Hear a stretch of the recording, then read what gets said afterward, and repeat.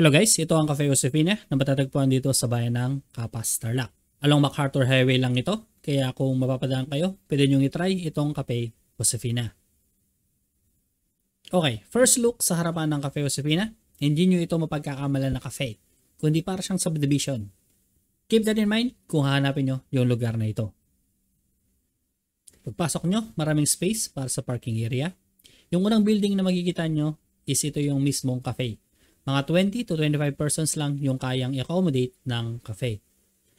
Kung puno na sa loob ng cafe, ang option na lang is sa labas, which is mas maganda yung view dahil lahat ng table is nakapaikot sa man-made lake. Yung cafe lang ang air condition, hindi lahat ng table sa labas is merong shade. Kaya kung tirik yung araw, siguradong sunburn ang labas mo. Since lunchtime kami nagpunta at puno na sa loob ng cafe, so naghanap na lang kami ng pwesto sa labas na malilim. Sa pag-order, marami kayong pagpipilian. From sandwiches, breakfast, salads, starters, main course, pasta, rice meals, ramen, drinks, hot and cold from espresso to tea, and pastries. Yung pinili namin is my favorite na ramen and rice meals na common na in-order sa lunchtime. Okay, sa pagkain na in-order namin, so ano yung verdict? Ang in-order namin is dalawang ramen. Isang spicy miso ramen and Singaporean laksa. Isang pasta Josefina, bagnet bagoong rice, and chicken roulade with creamy spinach.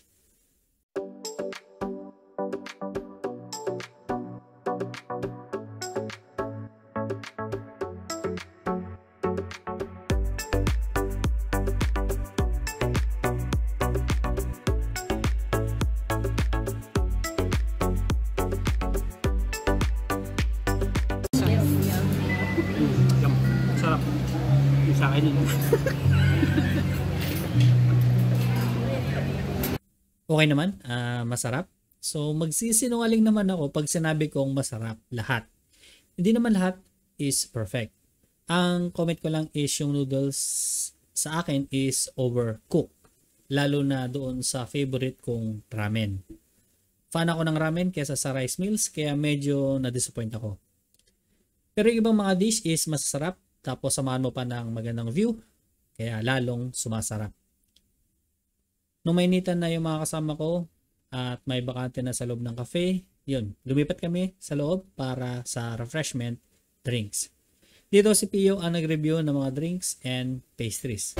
Do you like this? No, this one. No, this is yours. That's so sour. That's not, that's a mango. You should shake first. Shake first. Like this, oh, yung yellow. Yan, you shake this. Shake, shake, shake, shake. Sige, shake. Yan, shake. Sige, you shake. Shake, shake. Now, you shake na. Oh, it's color yellow na. Right? Oh, you taste it first. If it's okay na. If you like it na. Oh, taste it. Taste. Oh, what? What? Yeah. Why? What does it taste? What? Yeah. What does it taste? Why? Why you don't like it? Pio, why don't you like it? That's Coke. This is my Coke. I mean, I'm drinking Coke. That's not a Coke. This is Sige, try. Oh, what does it? What does it taste? It tastes like Push pop. Push pop? What a push pop? Candy. Oh, that's let's try this. The third one. This one. Oh, you shake muna. You shake muna. Shake, shake. Yeah, you shake, shake, shake, shake. I think it's milky. Oh, what does it taste? That taste. You like it? There's no lasa. There's no lasa. That's another one.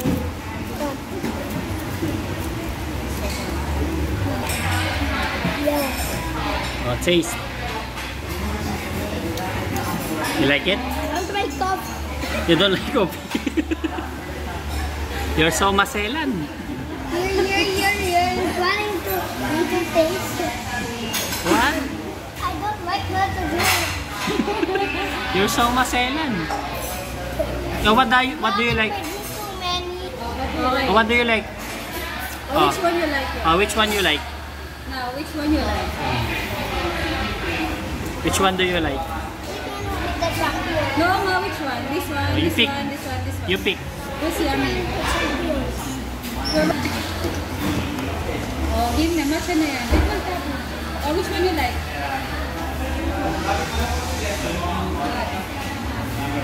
This one. Ah, this one. Oh, taste mo, taste mo. The raspberry. Sarap?